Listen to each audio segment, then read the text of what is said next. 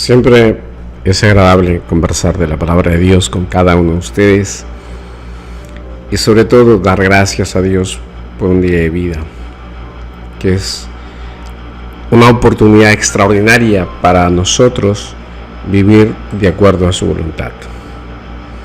En Mateo 24, 45, versículo 45, viene la fidelidad en el servicio.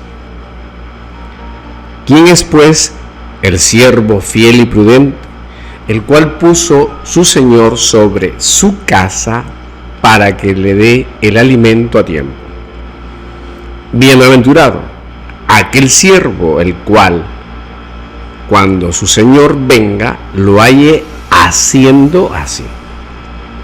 De cierto os digo que sobre todos sus bienes los pondrá. Pero si el siervo malo dice en su corazón: mi Señor tarda en venir, y comienza a golpear a sus consiervos y aún a comer y a beber con los borrachos, vendrá el Señor de aquel siervo en día que no esté esperando y a la hora que no sabe, y lo castigará. Duramente pondrá su parte con los hipócritas, ahí será el lloro y el crujir de dientes. Esa es la actitud. Si estamos prevenidos, esto es como cuando nos contratan a realizar un trabajo y nos ponen las condiciones claras. Y eso es lo que está diciendo el Señor, cuál es nuestra actitud, y nos está poniendo claro.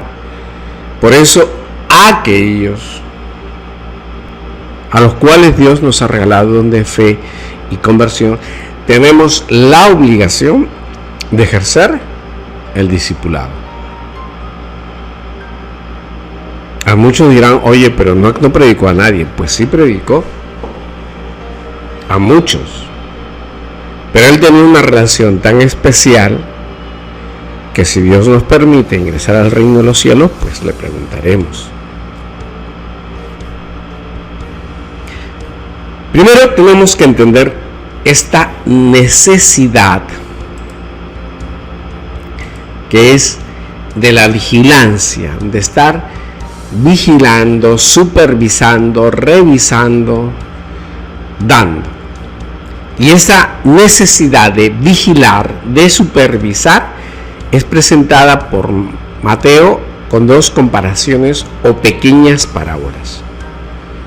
Porque hay dos elementos: primero, el dueño de la casa, y segundo, el siervo bueno y el siervo malo. El dueño de la casa. La primera comparación se toma de un dueño de la casa. La noche es la hora propicia para cometer un robo. El cuadro tiene una matiz, lugareña, local.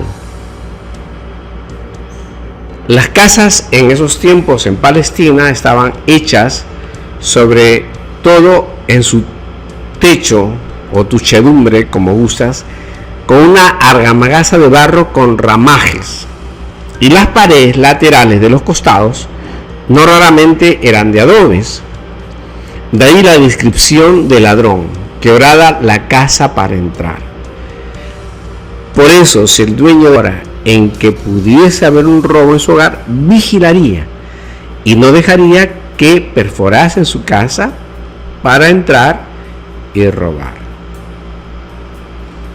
Eso es lo primero. El siervo bueno y malo.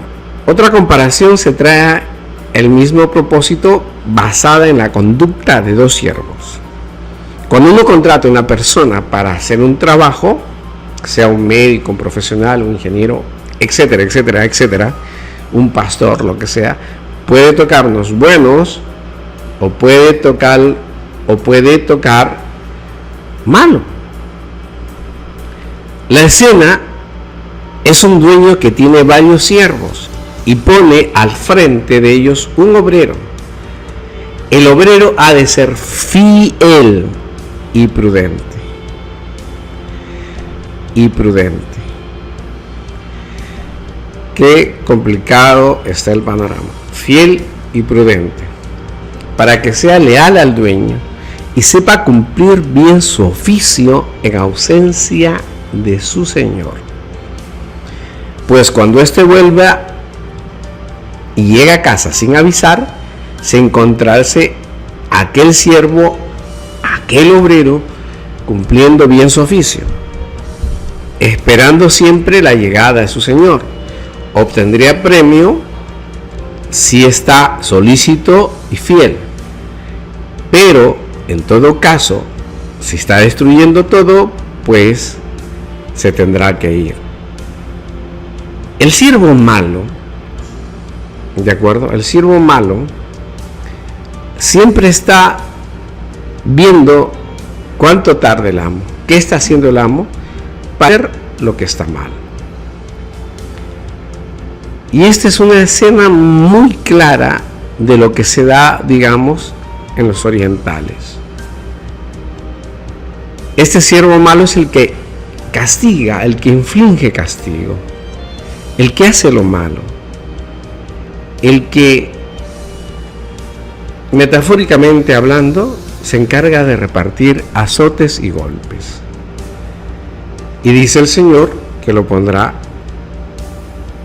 al lado de los hipócritas. Digamos que se pudiera dar una mala traducción del arameo y que en vez de infieles se puede llamar impíos. En resumen, es lo mismo. Si somos infieles al Señor, somos malvados. Somos malvados. Seamos infieles o impíos, somos malvados porque no somos fieles al Señor ni prudentes. Por eso dice que el castigo sería clásico, el llanto y el crujir de los dientes. Para los que interpretan directamente la destrucción de Jerusalén como un gran juicio de Dios, es imagen de los castigos materiales o espirituales que sobrevendrán al que no atienda y vigile esa hora para evitarlos o superarlos en la fidelidad. El aspecto de la vigilancia es importante porque el Señor nos está diciendo que debemos ser fieles y no vigilar. Acá nos está diciendo que es importante la fidelidad para poder vigilar. Eso es lo que nos dice, que es importante ser fieles en el servicio. Por eso dice, ¿quién es pues el siervo fiel y prudente? ¿Quién es pues? Por eso es bienaventurado. ¿Quién es pues el siervo fiel y prudente? Y eso es lo que tenemos que esforzarnos en ser, cambiar nuestra actitud a ser fieles y prudentes para llegar a ser bienaventurados, porque el Señor nos encarga, puede ser a nuestra esposa, a nuestros hijos o más personas, pero tenemos que ser fieles hasta el final, pero fieles nosotros a Dios, no a los hombres, pero fieles nosotros a Dios, no a los hombres, fieles a Dios, a sus ordenanzas, a sus mandamientos, a lo que Él nos encarga. Sino, ¿qué caso tiene si nosotros no lo podemos hacer? La vigilancia es trascendental, es importante cuando el dueño no está, cuando está ausente el dueño. ¿Sí? Por eso es importante. ¿Por qué es importante? Para que el dueño de casa pueda salir, ir a hacer sus cosas, y a usted, en su ausencia, debe ser su fidelidad, su buen servicio al cuidado de las cosas del dueño de la casa.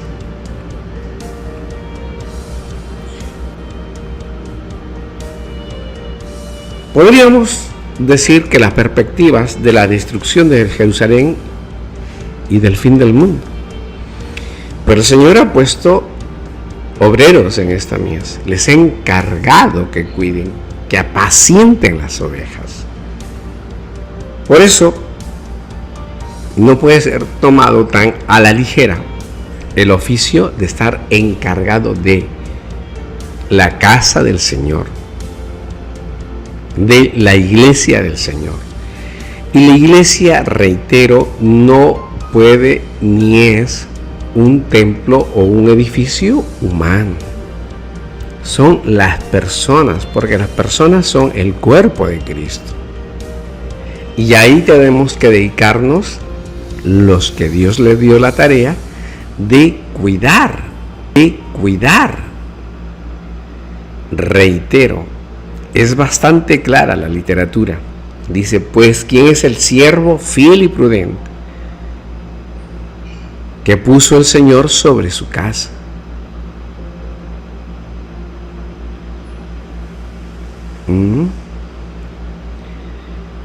Tenemos que concentrarnos en esto, porque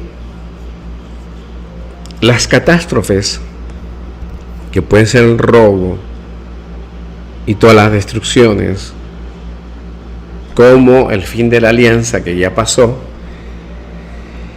también pueden suceder a nivel de salud, de otras cosas. Pero llegará un tiempo cuando Dios ejercerá sobre todo género humano, eligiendo a Cristo, el mismo juicio que él ejercitó entonces sobre el primer pueblo de los elegidos. Dios vendrá con un terrible juicio y no podemos evitarlo.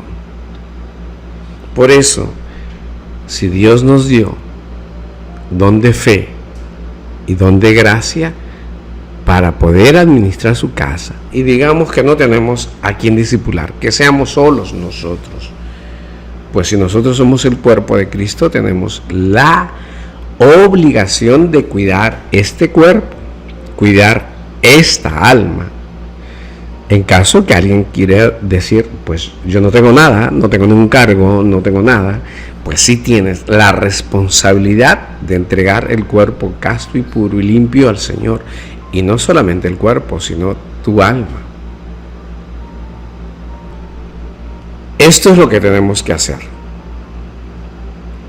Por eso, tenemos que ver esta importancia de velar. Y eso también lo va diciendo cuando nos narra la historia de las vírgenes necias y prudentes. La afirmación de velad, no sabéis ni el día ni la hora. Vigilad, la necesidad de vigilar, de supervisar, de estar atentos. No quiere decir de que no duermas. No malinterpretar vigilar con no dormir. No, el Señor quiere que sí dormamos, porque es parte de la naturaleza humana, normal, natural, que Él nos ha proveído. Pero lo que quiere el Señor es que estemos vigilantes. Apenas empecemos el día, estemos vigilantes, estar vigilando qué hacen, ejemplo, nuestros hijos, qué película ven, qué conversaciones hacen, con quiénes son sus amigos, de qué hablan. Lo mismo nuestra esposa, lo mismo nosotros, qué comemos, qué alimentamos, si estamos siendo diligentes en nuestras tareas, si son flojos, si son areganes, si son mentirosos, si son corruptos, si son asexualizados, y todo eso tenemos que corregir. Por eso tenemos que ser vigilantes. Es como tener un niño de 1, 2, 3 años. Tenemos que cuidarlo, estar vigilante, que no se caiga, que no se golpee. Lo mismo con nuestros familiares. Por eso tenemos que siempre estar vigilantes. Esta segunda parte parece los talentos, ¿no? De los siervos buenos o malos, a quienes Dios. Y Dios nos dice en los talentos que tenemos que rendir cuenta a cada uno por todo lo que nos ha proveído naturalmente. Fortaleza, salud, ojos, oídos, inteligencia, vista, capacidad de pensar, de raciocinio. Por eso dice que según lo que te dio, te va a retribuir a cada uno de nosotros. Según nos dio, nos va a retribuir. Por eso me parece inconcebible las peleas entre las diferentes denominaciones eclesiales. Y lo que están haciendo, señores, es antibíblico. Señores, ustedes que están a cargo de diferentes iglesias, si están peleándose, así sea con la Iglesia Católica, es antibíblico. Están desafiando al autor de la Biblia. Y están manejándola de forma tan negligente que, como dice el Señor, habrá un lugar de llanto y crujir de dientes.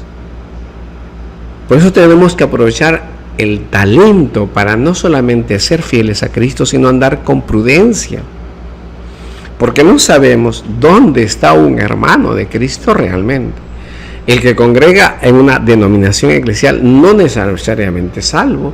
Puede ir porque está con problemas, puede ir porque tiene problemas de ansiedad, tristeza, depresión y encontrará consuelo. Pero no es un añadido de Dios que está viniendo porque Dios lo ha enviado. Volvemos, tener los talentos es como vigilar. Y Dios nos va a retribuir según eso. Y Dios nos va a retribuir según eso. Esto es lo que tenemos que hacer. La vigilancia es algo común que debemos tener los creyentes. Esto es real. Porque la vigilancia ante la venida de Cristo, tenemos que estar vigilantes porque el Señor viene a llevarnos. Oye, pero yo no voy a estar en ese momento. No importa si estás en la parusía final. Lo importante es que vas a morir. Lo importante es que tú no sabes cuándo vas a morir. Entonces debes estar preparado, entrenando, ejercitándote en la santidad, en la justicia, en la meditación, reflexión, oír la palabra de Dios, compartirla, difundirla. Ahí debes estar. Eso es lo que tenemos que hacer porque es parte de nuestra tarea. El Señor siempre exhorta que debemos vivir con mucha vigilancia, con mucha prudencia. Nos encomienda de modo especial que nosotros, sus discípulos, tengamos una solicitud de expectación ante su venida. Por eso el siervo fiel tiene que tener una cabeza tranquila, en paz y prudente. Significa por eso que todo hombre que recibe la cosa de Dios, las cosas, los dones, fe, conversión, todo por gracia, dice que debemos estar al cuidado de nuestro rebaño. Debe haber paz porque Cristo está ahí. Por eso dice: yo y los de mi casa te serviremos. El Señor dice lo siguiente: ¿quién creéis que es el siervo fiel y prudente? ¿Quién cree que es el siervo fiel y prudente? Lo vuelve a repetir: ¿quién es pues el siervo fiel y prudente, el cual puso a cargo de su casa?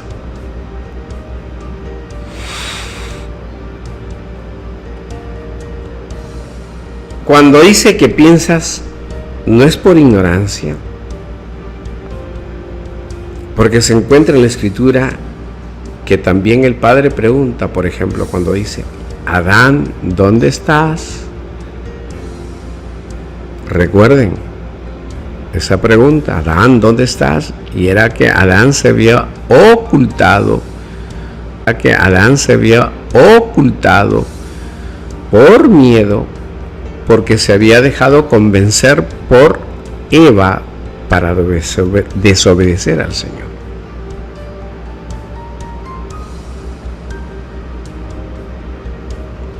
En esta pregunta, cuando el Señor dice, ¿quién es el siervo fiel y prudente? No es que nos está diciendo, oye, esto es imposible, sino que está diciendo que es difícil, que tiene un grado de dificultad, no de imposibilidad, sí de dificultad, en practicar la fidelidad y prudencia que nos demanda el Señor. Nosotros tenemos que ser fieles y prudentes. Y prudentes. Por eso el Señor dice que debemos de controlar lo que hablamos, nuestra boca. Raro es el siervo fiel que sirve al Señor por el Señor y apaciente las ovejas de Cristo. No por el lucro, sino por amor a Cristo. Que tenga la capacidad de discernir con prudencia la vida y costumbres de las ovejas. Tenemos que tener ese entendimiento, discernir con prudencia cómo están viviendo, cuáles son las costumbres de la esposa, de los hijos, de los familiares, de los hermanos en Cristo, para poder apacentarlos. Hoy en día parece que las iglesias de cualquier denominación está prohibido hablar la palabra pecado. Y si no hablamos de la palabra pecado ni corregimos bajo su conducta con discernimiento vivo, corregimos bajo su conducta con discernimiento vivo de la vida y las costumbres de los congregantes, entonces creo yo, sin temor a equivocarme, que lo estamos conduciendo o están siendo conducidos más para el infierno que para el cielo.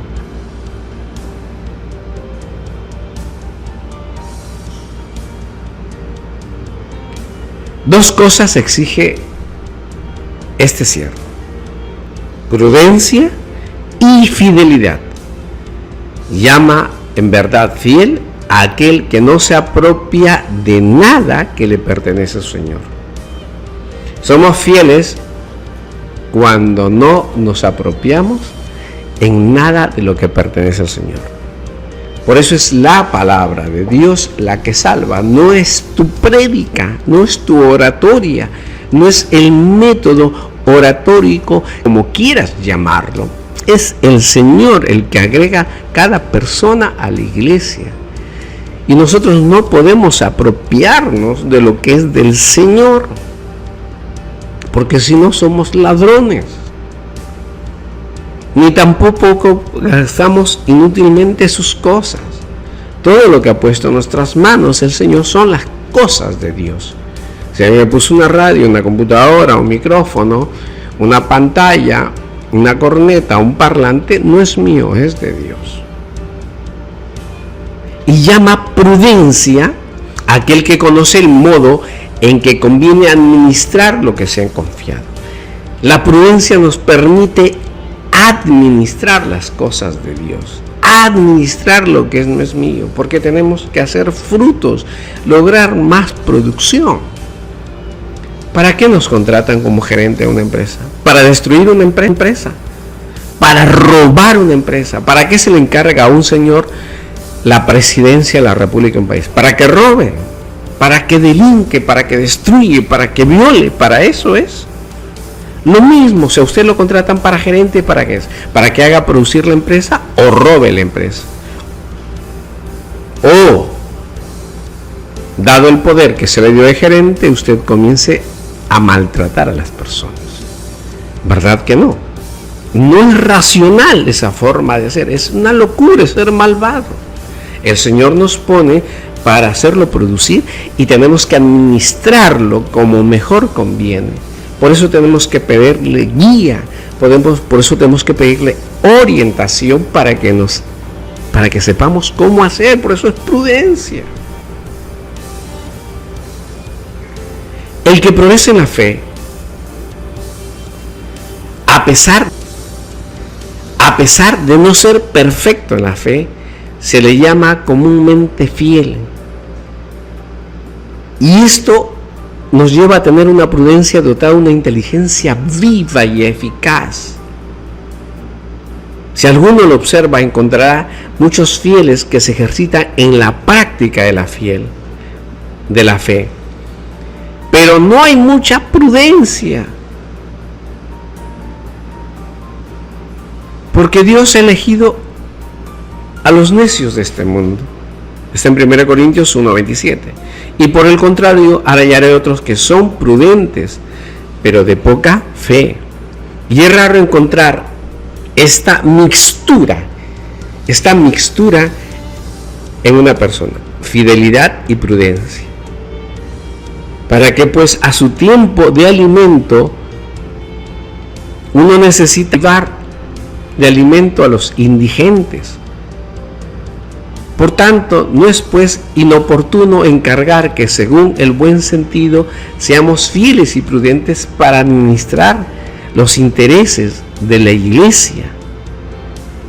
Fieles para que no disipemos lo que es de las viudas, para que no gastemos, para que nos acordemos de los pobres y no demos ocasión de murmuración a los que reciben.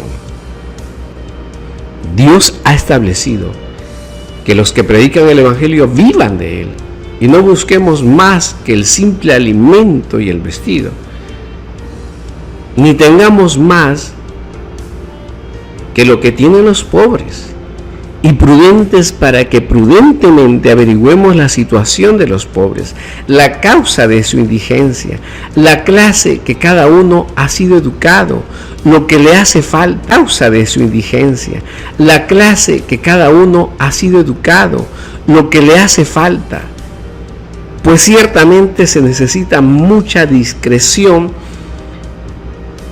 para el que quiera administrar bien las rentas de la iglesia. Ser fiel también y prudente siervo es no desperdiciar el alimento racional y espiritual. El alimento racional y espiritual que tenemos que darle a aquellas personas que son los discípulos de Cristo. Y no presumirse de sabio. Especialmente con aquellos que más necesitan que se les predique la forma del Evangelio para que cambien sus costumbres, sus hábitos, su conducta y arreglen su vida. Tenemos que saber la prudencia y la fidelidad. Tenemos que ser agudos naturalmente con la inteligencia, a ser agudos con el estudio de las ciencias o de la ciencia de Dios.